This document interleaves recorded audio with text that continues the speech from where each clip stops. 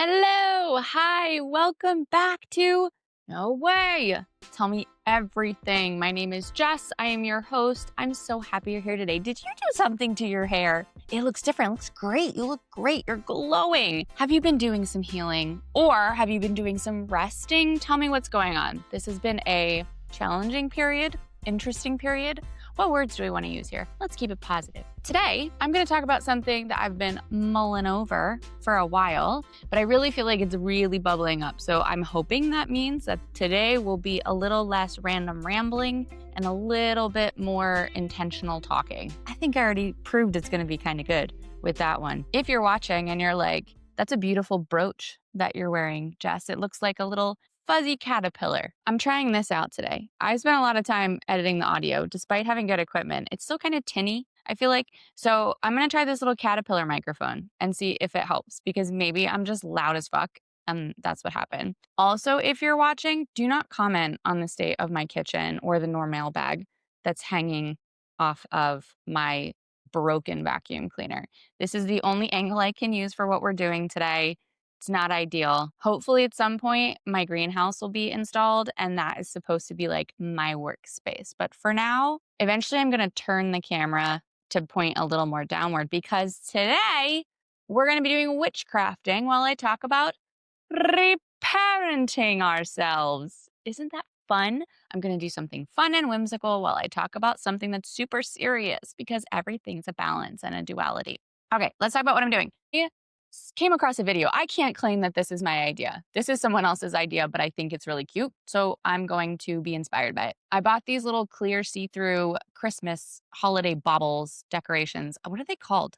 Like an ornament, but the glass ball ones, but they're see-through. And somebody made little spell jars out of them. And I think that's freaking adorable. So what I'm going to do is I'm going to create a lot of these little baubles as spell jars that I can then gift to my friends with specific intentions for them that they can then hang on the tree if they celebrate with a tree, or they can hang in their house or near them or whatever they kind of want to do.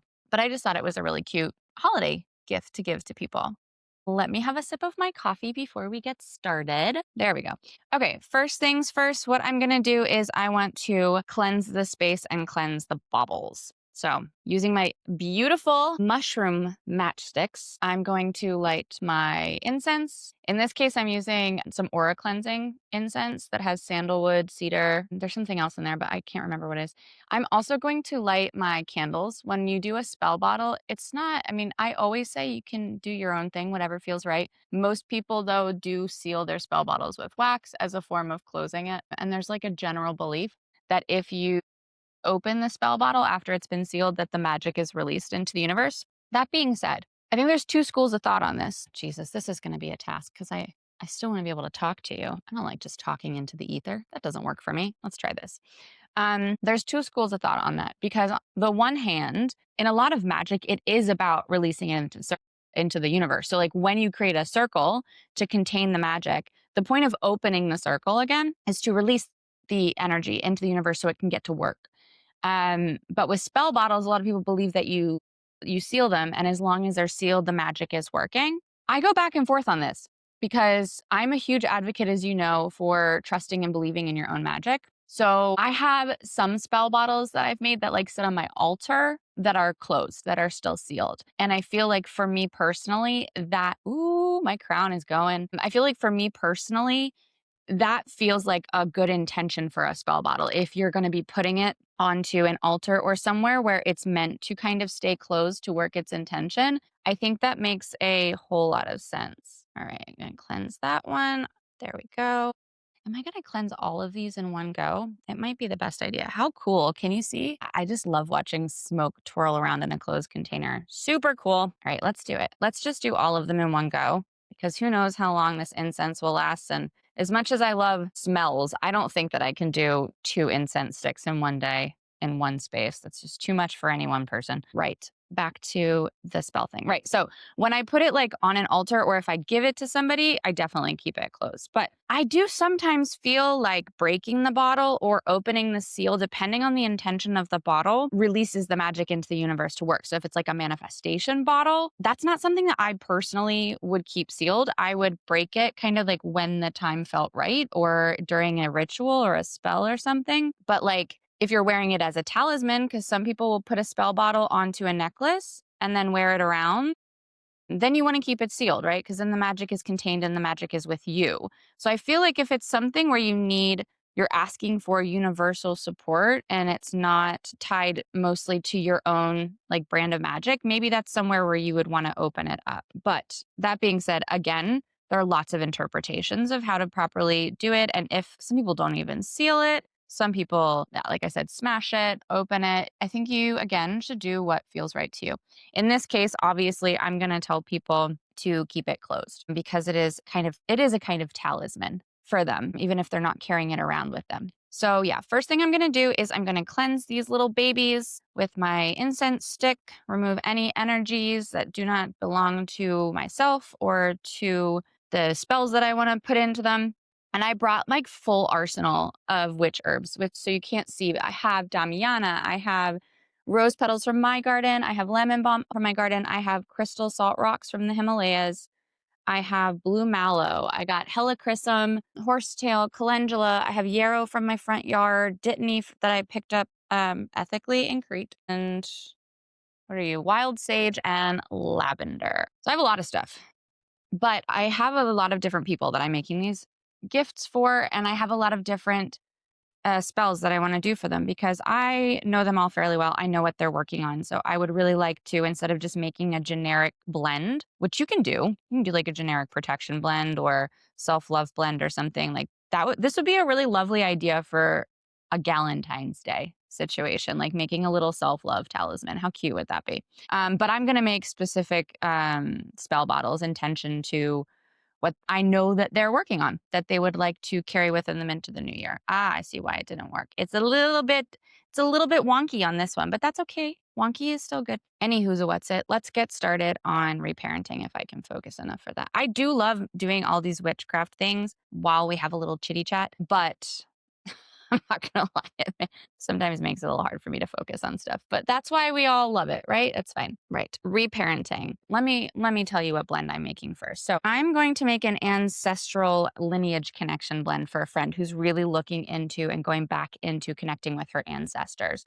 So for that, I'm gonna use the salt of the earth, protection, old-timey things.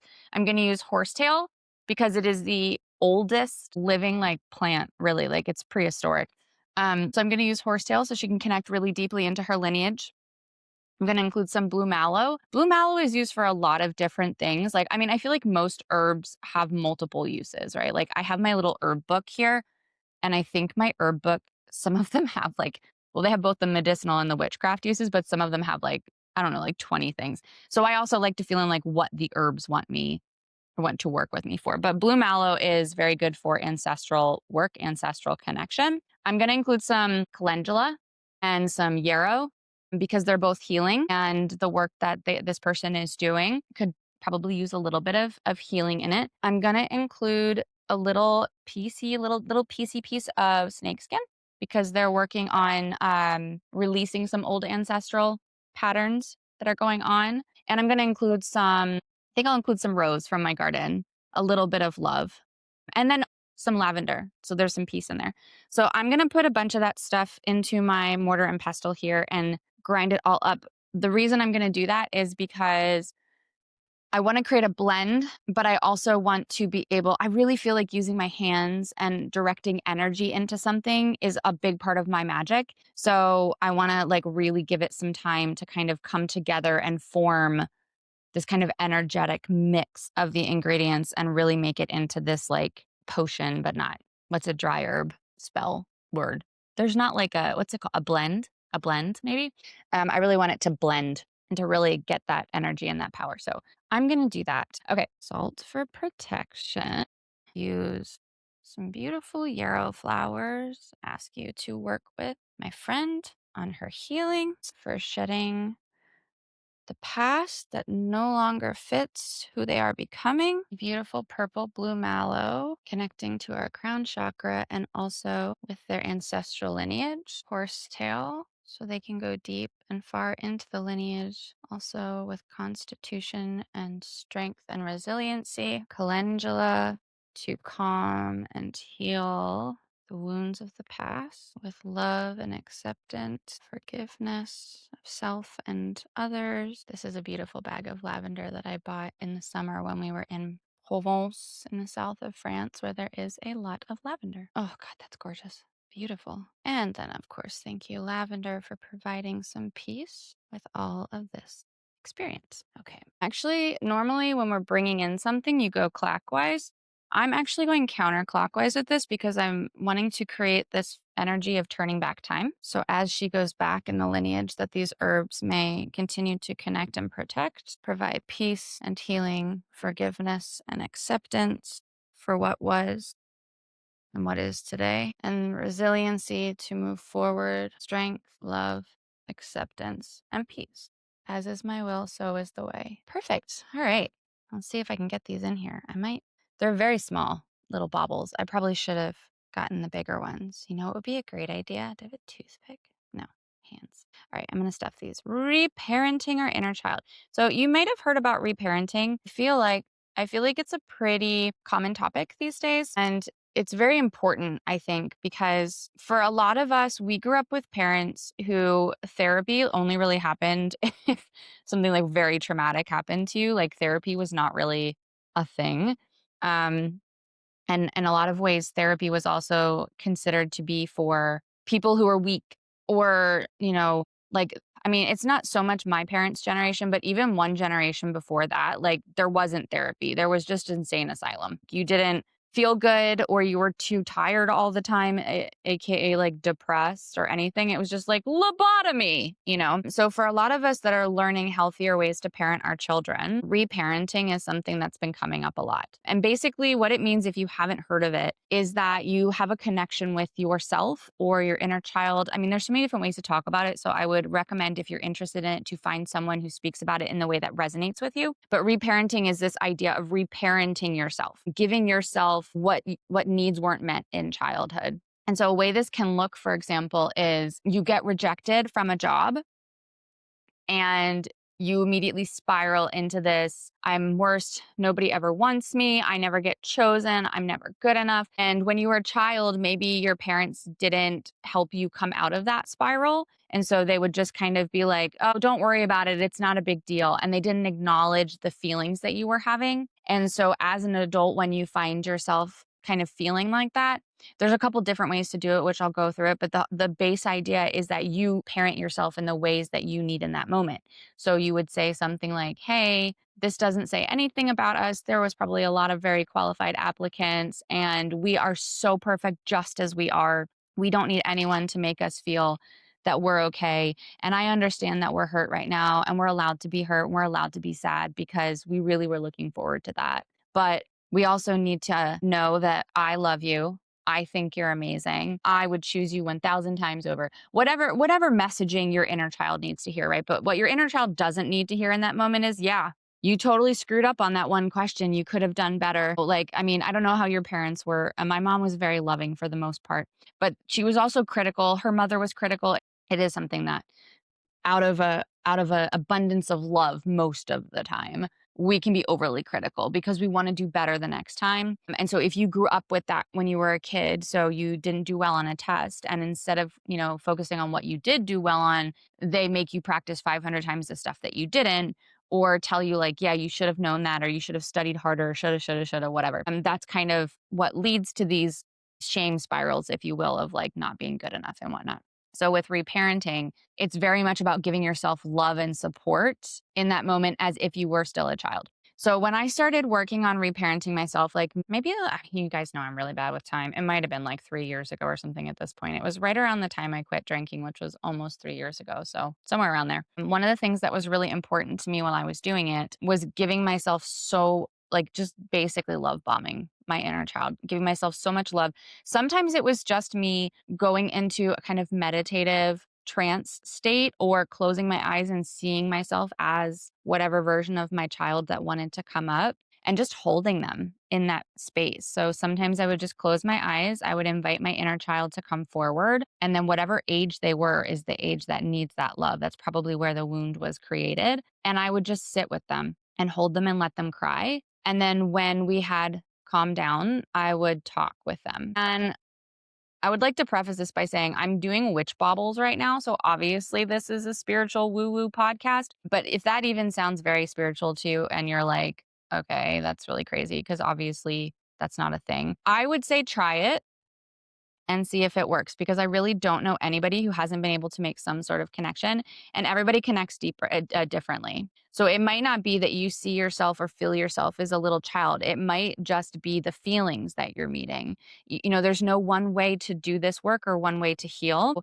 Ultimately, I really feel like you need to do whatever is best for you, whatever is going to do the most helpful thing for you. If imagining yourself as a child feels silly and stupid and you try it and it doesn't work, then that's obviously not how you should do it. It could just be if you're a really practical person who doesn't really do well with the more imaginative, playful side of things. First of all, I would say you should reconnect back to your inner child joy, because that will make that easier for you. It's probably you living in your adult mind that feels like it's very silly, but there are other ways to go about it as well if you don't want to do that. So, for example, you could just literally in that moment pull yourself out of the spiral. So you could feel yourself going down into this spiral and then being like, nope, we're not doing that. I will say, like, as I've really done a lot of the healing, I haven't gotten harder on myself. I don't mean it like that, but I've gotten really good at catching before I even get real deep into the spiral and being like, yeah, that sucks, but we're not going to go down that road again, because we know. I'll give you a great example, actually, because it just happened to me this week. This week was weird. I don't know if anybody else, well, this is going to come out later, but the 16th of December was this week or last week. Shit, it's Tuesday. Last week was really weird. So last week on Wednesday, out of the blue, I did a lot of reparenting last week. Let me start out over. So last week on Sunday, I posted a little video of my daughter and I having an interaction around beliefs and faith. And I didn't honestly really think anything of it. I was just like, oh, this is a cute moment. And I'm proud of how I handled it, because it was a reparenting. Because let me say this, when you reparent yourself, if you are a parent, you will become a much better parent to your children, because you're not, just like any healing work, you are not going to be operating from your own wounds and your own lens of those wounds when your children need your support and help. So it definitely will make you a better parent. But on top of that, the reason it will make you a better parent is because a lot of times, even though we know they're children, we somehow treat their wounds and whatever else, the feelings, as if they're adults. So, it's a very Danish thing here. Like when a kid falls down and starts crying, you just go skeet poot, up again. Don't worry about it. Just get up again. And I know that there is a theory behind this around not making a big deal out of it. But at the same time, like if there's a balance. And if your kid is really needing your support and your help, telling them this isn't something we cry over is just really not helpful. And I think a lot of that, at least for me, came from the fact that like my needs were not met in that way as a child. And so it was really hard for me to empathize and to relate. And I viewed them a lot almost like as if like it was hard for me to remember in those moments when they were having a temper tantrum, or like Luna would get really, really dysregulated if she had to sit in a different spot, because that's something that she deals with, is she needs routine, and she needs things to be the same. And, I would kind of laugh about it, because I was like, this is not a big deal. This is not something we cry over. Just sit in the seat, or I'd be like, okay, that's enough now, and that was maybe like 5 years ago or something. I have videos of myself doing it because I thought it was funny that she wouldn't sit in the seat. But now looking at those videos, I'm not angry at myself. That was who I was at that point. But I'm like, well, that wasn't great.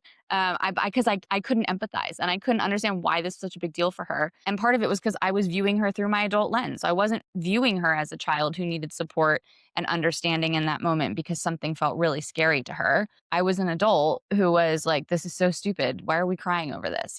So when you start your own reparenting and you connect back to your own inner child and realize that some of those lenses we look through with our kids, some of those wounds are created from our own unmet needs, like almost all of them, if I'm honest, at least in my case, it will make you a better parent because you'll be able to have more patience and understanding when these kind of situations come up, and you'll be able to meet your children's needs in a much more compassionate and loving way. Anyway, So my daughter came to me to talk about religion. It was a very short interaction. I just thought it was cute. I was proud of myself for how I handled it because I have my own lens about religion, obviously, and I didn't push that on her. So I felt very proud of myself in that moment that I hadn't done that. And I put it up on Instagram and TikTok, and I really didn't think anything of it. I had like 60 something followers that night. And then I woke up Monday morning and it was literally insanity. Like, I think I had 100 new followers. The video had like 20,000 views on Instagram. Weirdly, not on TikTok until like 3 hours later. It went from like 900 to 10,000. I have no clue if it like saw that it was doing well on Instagram or something. I really don't know. So I woke up to that and I was like, holy crap. And the comments were generally really positive at first from both Christians and non Christians alike that were saying, like, I'm glad that you respected her opinion. And I wish that I had this as a kid and whatnot. And it was nice. And then it kind of took a turn, well, Tuesday or Wednesday, where it really started being served to the Christian crowd. Let me say this because I have a lot of really wonderful, lovely Christian friends who identify as Christian, I should say, who would never be vile. And there was also a lot of lovely commenters who were saying very nice things who identified as Christian. So I don't want to lump all Christians in with this group, but it definitely got served to the overzealous, extremely judgmental, horrible Christian crew that I'm sure we all know what I'm talking about. So that was fun. And so probably you can tell from this podcast, I always invite conversation. I always want there to be conversations as long as they're respectful. I love that. So I really did try to have these kind of conversations with people, but there were some was so rude. So I just started doing a lot of blocking. But that inner child wound around visibility, witch wound, came up and around fighting, and I found myself really dysregulated. So last week I did a lot of inner child reparenting of saying things like, just because someone is upset with you, it does not mean that you're in danger. I'm an adult. I'm going to take care of us. I will stand up for us. And this is another thing that I think was really good for my healing last week was being triggered by it because it pointed out somewhere where I was still having a wound. But a lot of times when I had previously had situations like this, I protected my inner child by running away, by like leaving the situation. Like that was the protection. And that is definitely protection in some situations. I'm not saying it's not. But you have to be able to discern when is a time to leave a situation because it's not worth the energy, and when is a time to stand in your own values and your own self because that is also incredibly healing. So I had a lot of lovely, supportive friends who saw what was going on, and they were telling me supportive things like, you don't have to put up with this. You can just leave it alone. You can block them. And I was like, I fully get it, and I appreciate the support, but it's actually healing me right now, my inner child, to stand up for myself and my beliefs and be able to express myself because I was not allowed to do that, especially around religion when I was younger. So, as hard as this is, as much as I'm shaking or dysregulated or feeling really exhausted by this whole thing and having thoughts of like, I just want to take this video down. I don't want to do this anymore. I stuck with it. And I can really feel the shifts in my inner energy around being able to express myself safely now, because I really feel like instead of telling my inner child that the safe way to handle this is to go away from it, I showed them that in a lot of cases, I, as an adult, can protect them by also advocating for them and standing up for them and, putting up with the discomfort of defending yourself. Because this is also something I've learned over the years that as a white woman of a generally like pretty mediocre background, my method has been to just leave the situations because I had the privilege to do that. And if I truly want to stand in my values of not leaving the kind of feminism fight or other types of social justice fights that I really want to be a part of, I can't run away from difference of opinions. I can't run away from people disagreeing with me or saying mean things to me because that has not been an option for so many women of color, for example. So there's a lot of learning that went on for me this week, a lot of, putting my money where my mouth is and action behind my words, which is what I truly believe in from a healing perspective. And I also believe we need to do as humans. So I feel like I learned a lot from that, but there's a lot of inner child parenting going on there. And then randomly on Wednesday, um, evening, I got contacted by a casting agent from that profile that I have that's just like a extra profile. And they were like, "Hey, we want to cast you in this commercial. Can you do it on Monday?" And I was super excited. I was like, "Yeah, that sounds amazing. Like I wasn't expecting this at all. That's great. How fun." Like again, I don't do these things as a job. I do them just because I think it's fun and I love acting and being on set, and I haven't got to do it in a while. So I was like, "Yeah, that sounds great. I'm super excited about it." And she said, okay, I'm going to come back to you tomorrow with the details. I was like, perfect. And then she didn't come back to me. So I wrote her Thursday morning. That must have been Tuesday. Anyway, I wrote her Thursday morning. And I was like, hi, I'm just checking in to see about the details. And then she wrote me back, oh, sorry. Sorry about the late response. Sorry, this is all in Danish, so I'm translating it. Sorry about the late response. We decided to go with someone else. Thanks. And my initial reaction was like, what the fuck?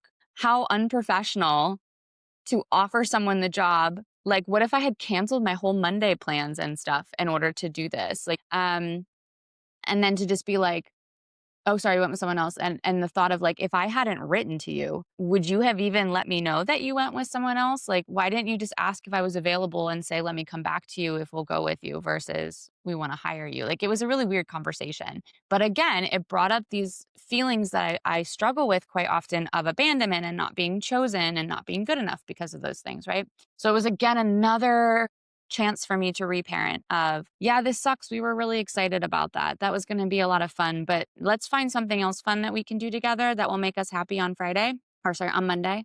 And let's do that instead. Because the reality is there was probably some mix up and she didn't realize that somebody else had already been booked and things get quite busy on set. You know it because you used to organize and produce video work. So you know that things can be quite difficult sometimes like that. And it wasn't with bad intention. And it says absolutely nothing about you because they wanted, I mean, if you go and look at it that way, they wanted to hire you in the first place. So it says nothing about you. It was probably something weird. And don't let yourself get upset and spiral over it again because we know that that's not true. And we've gotten so far past that. We're not going to go back there. So I have gotten a little bit like stronger with myself of giving myself the love and compassion, but also like a little bit tougher. And that's how I like to do it. You have to find your own way. But I've also gone a little bit tougher of like, we're not doing this again. This has been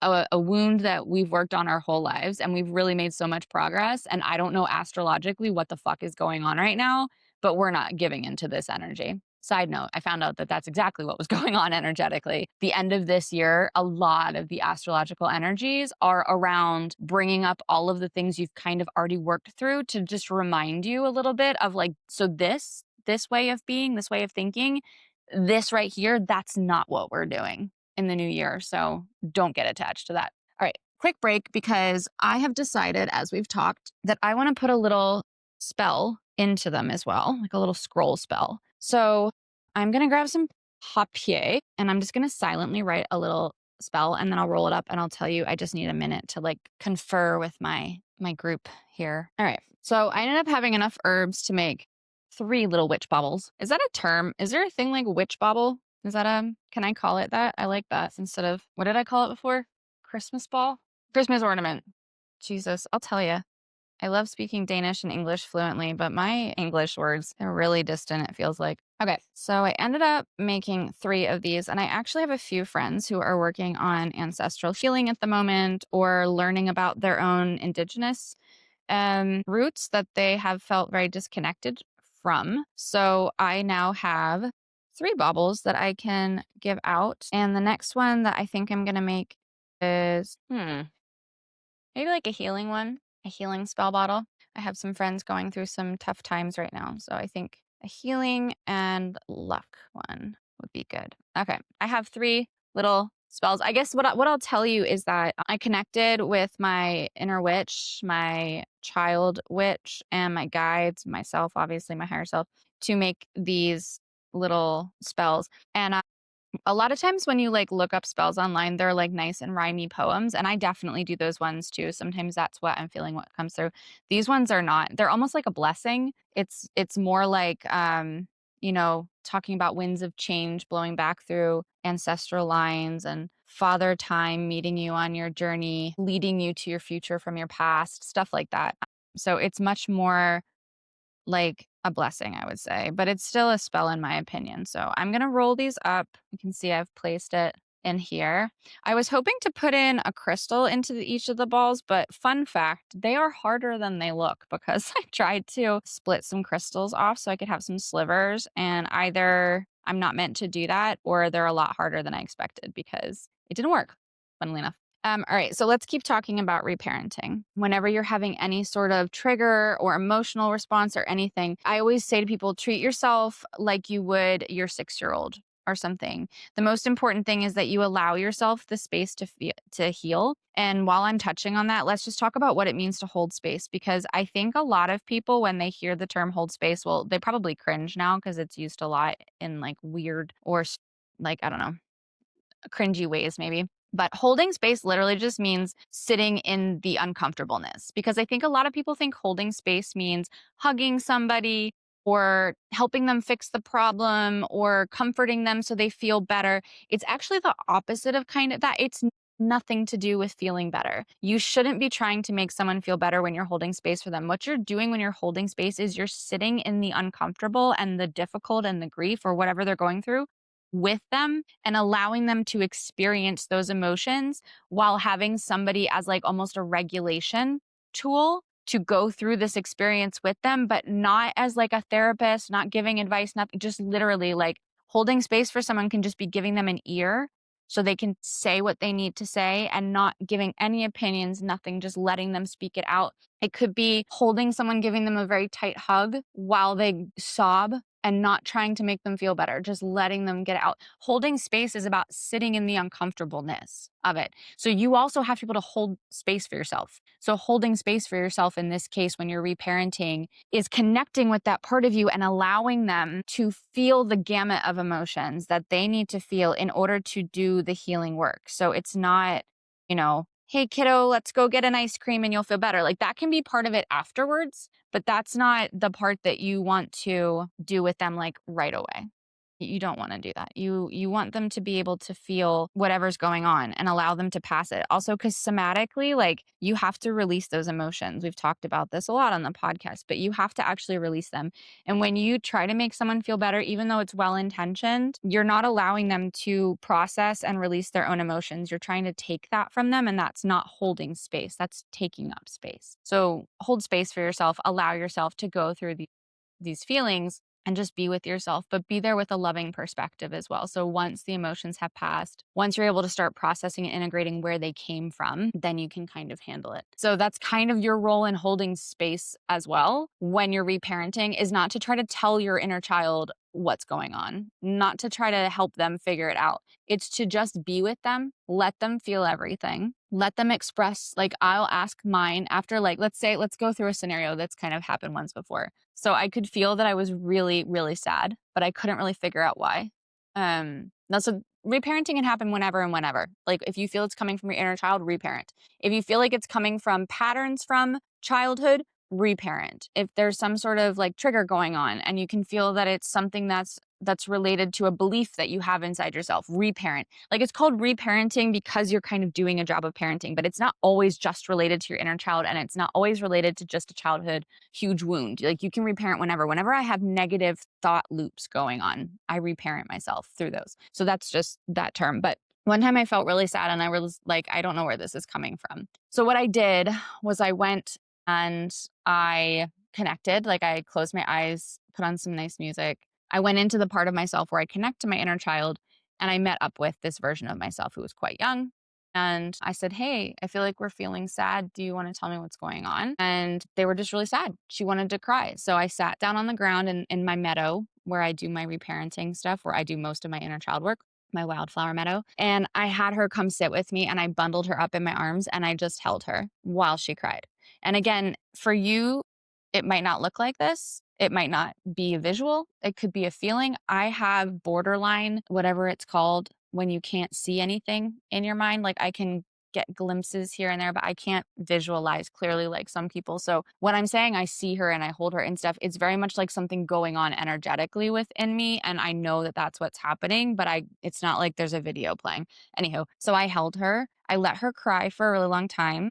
And then when I could feel that it was quieting down and I had kind of passed, and by the way, I'm also crying in real life when this is going on because I'm allowing the emotion to come out. And so when that kind of passed and I could feel that the charged emotion had kind of moved out, then I asked if she wanted to tell me what was going on. And that's where I allow her to tell me whatever comes up. And I will tell you what, a lot of the times it literally has nothing to do with what you could possibly imagine it having to do with. I've been very surprised sometimes where something will happen that triggers me and I go to reparent, and what I'm assuming is causing the issue is not what's causing the emotional charge. So don't try to judge or steer or anything. Just let what comes through comes through. It could be a word, it could be an image, it could be a full on conversation. It's totally individual of how you work with yourself and how your inner child talks to you. But let them bring it up and then just see what comes up. And that's where you can do the reparenting. So that's once the emotion has left, then you can say things like, oh, I really understand that that made you feel that way. That must have really hurt. The truth is, I love you so much. I think you're amazing. And I love that you, I don't know, let's use an example for me again. I love that you talk all the time. It doesn't bother me at all that you talk all the time. I love hearing your opinion. I think your opinion is so great. You have a very different way of looking at things, and you always try to hold space for other people's opinions as well. You're not against changing your mind, and I think that's beautiful. And anyone who ever told you that it wasn't is probably just upset because you made them feel some way because they aren't like that, but maybe they wish they could be. It says nothing about you. It is completely a projection of them, and you are wonderful the way that you are. And then after I kind of like hug them, make sure that they understand. Usually I wait until I see like a smile or I feel something happy or I feel a release. I can feel that the energy has changed within that version of myself, because you can have 5 million inner child versions and different ages. Like what ages come are always different for me, what they're wearing, what they kind of look like. Sometimes they don't even look like me. It's like a version of me. So you can have so many different versions. But once I feel that release and that change in behavior and maybe they're happy now, then I go about figuring out how we anchor that in. And so when I say how we anchor that in, there's different ways to do this. Of course, there's always different ways to do this. But I like to try to do something to anchor that happy feeling. So either I allow them to, in the visual landscape, in this energetic landscape, choose something that we do together that makes them happy. Or, like, so for example, if we're talking about the opinions and the talking thing, I'll ask if they want to tell me like all their different opinions about stuff. Like, would you want to talk about a topic? And you can tell me all your different opinions. Or sometimes I'll do stuff in real life. So, like with the job that I lost out on, I was like, what do you want to do on that Monday where we should have been doing something else? What do you want to do for fun? And then I allow them to tell me something they want to do for fun. And I'm not Jeff Bezos, thank God, but thank God my child also doesn't say, like, I want to go buy $1,000 diamond tennis bracelet or some shit. It's always something like, I want to go do a dance class or something, like something that anchors in that feeling. And a lot of times what anchors in that feeling is something that causes joy. And so this is the other part of reparenting that I think is so important, because I just spent time talking about the importance of the reparenting the wounded side. But a lot of people focus so much on there. And I'm one of those people, if I'm honest, like I spent such a long time thinking that inner child healing was so much in this shadow and in this deeper side. And it is, don't get me wrong, there's definitely an aspect to that. But there's another aspect that I feel like moves the needle a lot, because this inner child healing on the wounded side, it really helps heal that part of you. It helps you be a better parent. Like I said, it helps you be a better and more loving person towards yourself, because you're reparenting yourself and treating yourself as if you were a 6-year-old and emotionally, right? So that part's really important. I don't want to discard that part at all. But then we often forget that a lot of inner child healing is inviting them back into our life and living with us, because at some point we really get like adult and we're like, oh, I can't swing on the swings anymore because I'm an adult. I can't go find magical things in the forest that make me happy. I can't just do this silly thing because it's going to look silly because I'm an adult.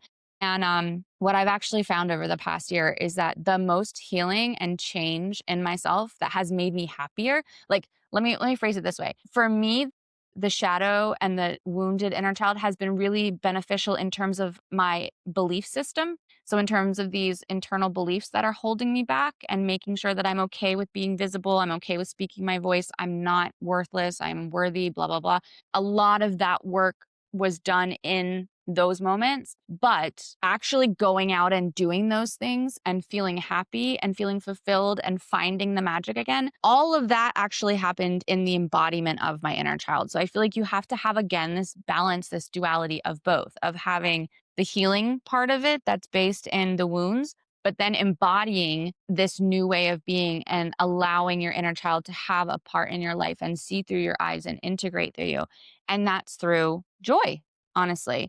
So I'm going to talk about that in a second, but I want to show you the last step of these beautiful little witch baubles. So I have my little witch bauble here. What I would like to do is seal it with wax. And since these ones are, I think I'll use my green candle because these ones are based on the ancestral lines and the healing. And so I want to use the earth energy for that. So I have lit my beautiful green anointed candle.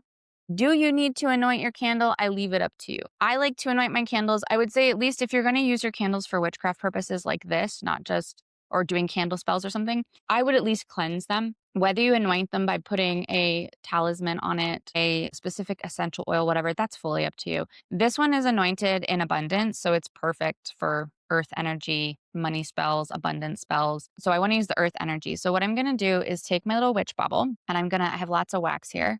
I don't know if you can see, but I'm just gonna pour the wax over top of my witch bauble. Now it's nice and sealed, as you can see, pretty green wax. And then that's done. Also, when you do that, unless you like scraping wax off your surface, put something underneath your candle before you pour wax because it's often not very precise and clean. All right, so I'll do my other ones. All right, reparenting through joy. I'm gonna let that melt a little bit more. Okay, so the other part of reparenting for me and the part that I've really been living in for the past year or so is joy. Even if you take away the reparenting, it's something that we as adults tend to not be connected to and to lose a lot because again, I'm an adult and I have very serious responsibilities and I have to do all of these things and it looks really stupid and silly to be this way and it's not, and like who the fuck cares? It's no fun. Living like that is no fun. Everything's gray. Like, have you ever been watching someone do something really silly and fun and you have that part of you that's like, oh, that looks really fun. But then you're like, no, I'll look stupid. So you don't do it. And it's like, it is a joy killer because it's like, what are you talking about? If it's fun, you should do it. Why do you care what it looks like? Why do you care what other people think about you? Your friends will love you anyway. And if they don't, they're not good friends. And at the end of the day, the only person that matters is you. Do you want to do it? Do you think it looks fun? Like, are you going to regret it if you don't do it? I was telling my friend yesterday, when I go on a walk in the forest, if I see a fun looking stick, oh my God, I'm going to pick the stick up. I'm going to pick it up. I might poke stuff with it. I might use it as a walking stick. I might pretend that it's like a sword. Like whatever I feel like doing with that, I do it. It's like a little boy. I always used to laugh at little boys and sticks, but I kind of get it. They're fun. They're fun to play with. Well, they also, you know what I mean? I'm not going to say that, but you know what I mean? So there's that kind of energy. And a lot of that, I truly believe, comes from your inner child. And if you're a witch, that is where so much magic sits, because I would challenge you to think about a time when you were younger, when you were a child, and you just thought things were magical. Like stuff would just happen and you were like, oh, it's magic. Like you were just able to see it. And you lose that as you get older for so many different reasons. But I have really found that when I was doing witchcraft before, I'm not saying that it didn't work. I'm not saying that I didn't learn a lot by looking up spells and learning a bunch of knowledge. I mean, of course, obviously I learned about all these herbs and things like that. That's super helpful knowledge. But when it comes to like spells and blends and energetics, when you're following someone else's recipe or someone else's formula to the T, it's just not your magic. It's not yours. But the trick, what I found is that your inner child loves doing that kind of stuff, especially like if you're drawn to that. Not everybody's inner child, like I'm talking specifically now about witchcraft, but if you are a witch, your inner child loves that. And that's where that joy and that whimsy and that magic can really strengthen and come from. Because I believe we all have this inner witch, which is like your higher self. It's your very wise woman witch.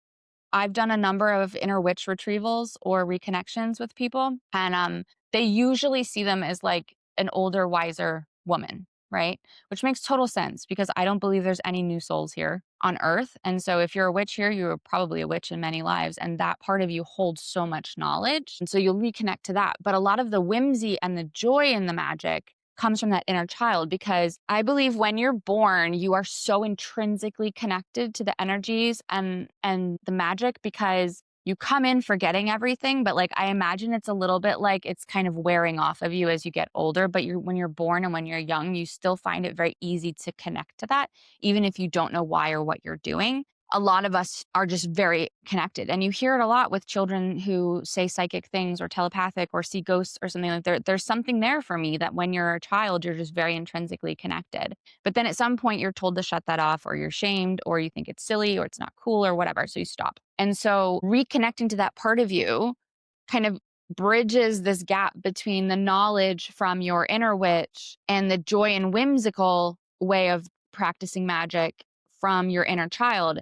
And I kind of imagine it when I do it as like I'm holding their hands and we're making a circle. And between the three of us, me in the physical and them in the energetic, that I'm able to do more powerful magic. And whether it's manifestation, whether it's spells, whether it's kitchen witchery, whether it's meditation, it's literally everything. If you pull on all of those resources that you have already inside of you, those knowings already, I swear to God, like the magic got so much more powerful and potent is the other thing. Also, putting all of that aside, holy shit, it's fun. It's so much more fun to just play around. Like, again, as adults, everything is so regimented, and we're like, we have to do everything this way. And if you want to do this, then you follow this step and this step. And when you're doing your own magic and you're connecting with your inner child and your inner witch, it flows through you. It's like you open this channel, from inside of you and above you, and it just comes out and meets in the middle and comes out your damn mouth. But it's just like, arm movements come to you. Maybe you want to start moving and dancing, or the words that come through you are just like, I mean, the first time that it happened to me, the words that were coming through me felt so incredibly powerful and so incredibly right. But I was almost like in the back of my head, like, where is this coming from? But it was like, at the same time, I knew that this was right. And this was a remembrance, because I really feel it's a remembrance. And so allowing your inner child to come out and play and be joyful is also a huge part of this inner child healing. Now, if we want to go back and remove it from the witchcraft side of it, just as a person, a lot of your healing can happen through inner child play. Have you ever played tag as an adult? It's so fun. It's so fun until you get to a certain age and somebody like twists their knee. But it's really fun because it's so childlike and playful to be running after people and running away from people. Like my husband and I do it with our kids all the time in the summer. We just play like these different games of tag. And I always find myself, like, if I've had a long day or something, I'm kind of like, "Ugh, I really don't want to do this. I don't want to go out and play tag right now. I would rather just sit down and relax." But I do it for my kids, and I'll go out there and like literally it takes 20 seconds and I'm like, hee hee hee, ha ha ha. It's how it always is. Like the adult in you is like, I'm tired and I want to lay down. It's been a long day. And then the inner child inside of you is like, yay, mud pies, like allow yourself to do that. I think it'd be so fun to have like an inner child joy camp in the summer, and then just allow people to come and do like all of this joyful, fun stuff and see how much it changes your energy and your mindset. And life is so serious. Parenting can also be through joy, and that's actually a good segue, because this whole social media expansion thing that happened over the week. I don't know if I ever finished that story, but I went from like 67 followers on Sunday to I think I'm like at 950 a week later. It's crazy. And if you're one of those people and you're listening to this, I'm so happy that you chose to join the community. My goal is to make a community-led kind of coven. And I've started thinking that through and trying to make sure it's very authentic to who I am and what I teach and what I want to teach in the future. So I actually started a monthly witch gathering online.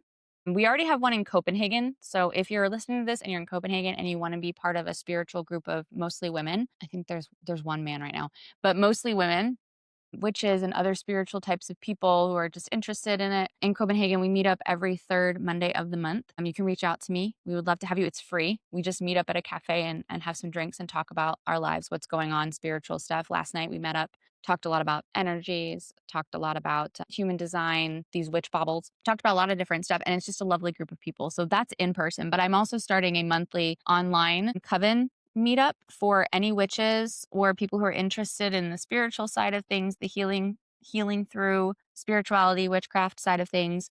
And I'm going to I'm calling it the Joy Witch Club, because I really want it to be about healing through this joy and this reconnection to yourself, your inner witch, your inner child witch. And it's going to be free as well. So you're more than welcome to join. I'm going to try to put the link in my bio and put some information on my page about it. But you can always reach out to me at Embodied Witchcraft if you want to join that. And we'll just meet up every month, and I'll try to have a topic every month that we can kind of discuss or talk about. And it's going to be very much like a circle format. And if you've never been to a circle before, what that means is that it is not a place for advice or therapy, like I talked about earlier, but we will talk together, we'll learn together. I might end up teaching stuff. I might end up doing a healing activation every time. I would love to do a little bit of a healing activation every time where we can go in and reconnect to ourselves a little bit with energy healing as well. But it's also a place to share. It's a place to build community. So we'll have a community group where we can always be asking questions, sharing concerns, whatever. So I'm doing that. And then also in Copenhagen, I'm starting to do more events in the coming year again because I want to build up this community. It's already started. It's lovely. I'll be doing a monthly women's circle with my friend Stephanie, who is the intuitive naturopath. We'll be doing that. And also, I'm doing some talisman classes in person where I'm going to teach you all the different theories around creating talismans, what they're for, how we use them, and then we'll work together to make our own personal talisman. That's almost like our calling card, or like if you were an artist, your artist signature kind of thing for when you're doing spells or manifestations or you want to wear it around your neck. I'm trying to work with a jewelry artist to get a situation where you can actually get your talisman made into a pendant, but we'll see how that goes. Wait, oh my God, what a silly little goose I am. I forgot to do our card reading. Naughty. Okay, let's do my card reading for y'all today. Ooh, okay. I like it. Ooh. Mm, mm, mm, Okay. First card that came out was Frog Spirit. Clear your own clutter. And then this little beauty came up upside down, which is Canary Spirit. Sing your own song. And when it comes upside down, what it means is you're not singing it. You're holding your voice. And the messages I immediately got away with this year has been a doozy for a lot of us. And the remainder of this year, up until about March, it's going to still have some pretty intense energies. It feels like what they're telling me is it's going to feel like the shadow period of a retrograde. Everyone's thinking like a 9 year is over and then we start a 1 year. And I've talked about this before, but 1 years are not sunshine and roses. 1 year is you've planted a seed, you have to water it, you have to weed it, you have to garden, you have to take care of this seed and grow it. So it's a building year until the seed begins to grow and start to have fruit and abundance, right?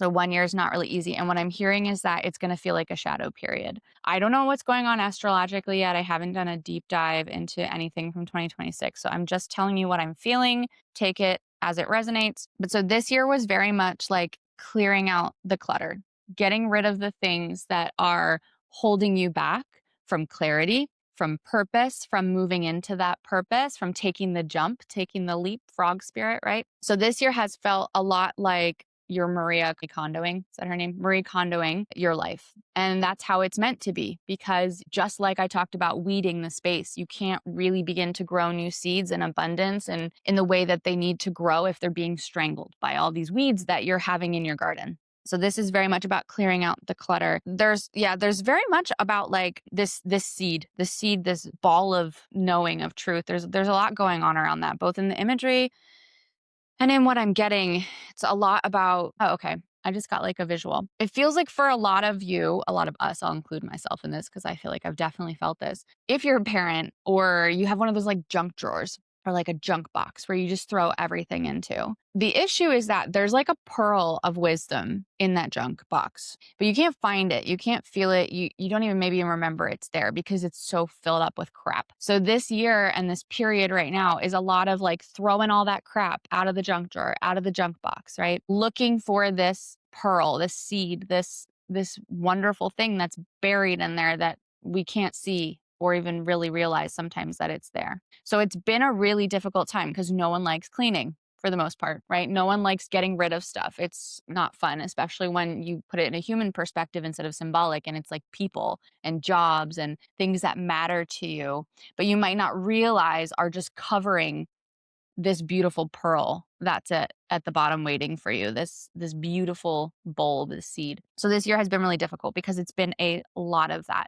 And a lot of us are also, again, with frog spirit, afraid to take this leap. And that's where this canary card upside down is coming in. We're meant to be expressing ourselves in our authentic expression. We are meant to be saying our own truths, expressing that, but we're not doing that. And it feels like what they're saying, part of that is because we haven't found that pearl of wisdom. We haven't found that bulb. I'm mixing metaphors really bad here, but I can't help it because the messages I'm getting are also a little bit mixed. I want to go back to the junk drawer situation. We can't find that seed or that bulb that we want to grow. So the clarity comes from this decluttering. And when we find that, it will make it easier to take the leap. Because right now it's hard for us to take the leap because we can't see where we're leaping to. And of course, with humans, like we hate that. That's not nice. We don't want to do that, right? And so that's what this kind of energy is right now. And we're meant to be expressing ourselves, like I said, in this authentic way, but we're not doing that because we don't know how, we don't feel like we can. We have all this other stuff weighing us down. So even though this year has been really hard, if you have been doing the work, because let's be honest, we have free will. So there's that great saying of, the energy, the astrology, you don't have to believe in it for it to affect you. But I feel like for a lot of people, for those of us who have been going with this energy, it has not been easy, but we're doing it with a purpose because we understand that these things are pushing us to do the work because of a future that's very bright for us, where we do get to sing our own song, where we get to be this little yellow, joyful canary sitting on a flute, looks like, singing their own little song, having a great time. But we can't do that unless we do the work first. And that's why it came out upside down, because that's the whole purpose of this decluttering, is because we're upside down right now. And when we declutter, it'll be right side up. We'll basically be able to step more confidently. We'll be able to take that leap and be able to express ourselves in the way that suits our souls, in the way that suits our own fulfillment, our own happiness, our purpose, whatever you want to call it. A lot of us have not felt safe to do so. And when you get rid of a lot of the clutter, when you get rid of a lot of the things that are covering up yourself, your own, taking off masks, when you use that metaphor or whatever, it'll give you the confidence and the ability to do it. It doesn't mean that it'll be easy. Like, I think it's important to note that you're going to be able to do this. It's going to make you happy. It is going to make you feel so much like yourself. But again, I would be remiss if I made you think that it meant that it's going to be easy sailing from then on. It's not.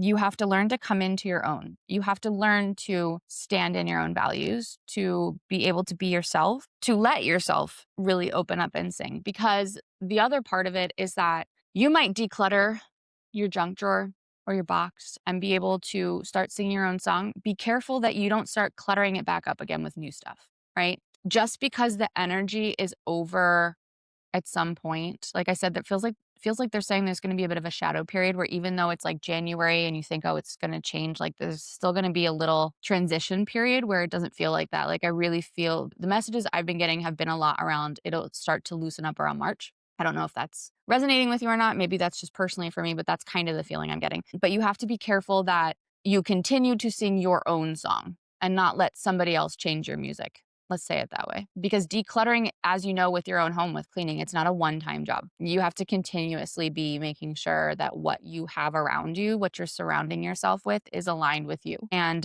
anything that you would just shove into a box or a drawer so you don't have to look at it doesn't belong in your home.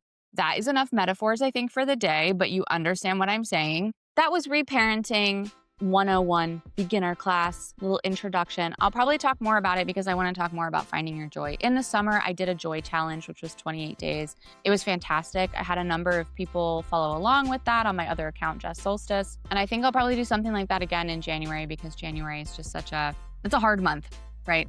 So I think it's really important that we find little moments in our day to experience joy. So thank you for being here. God damn it, I always forget to say this. I was told I'm supposed to say this at the beginning of the show, but I always fucking forget. Please remember to like, share, review this show. It helps a lot with getting it out to other people. Follow me at Embodied Witchcraft on Instagram and TikTok.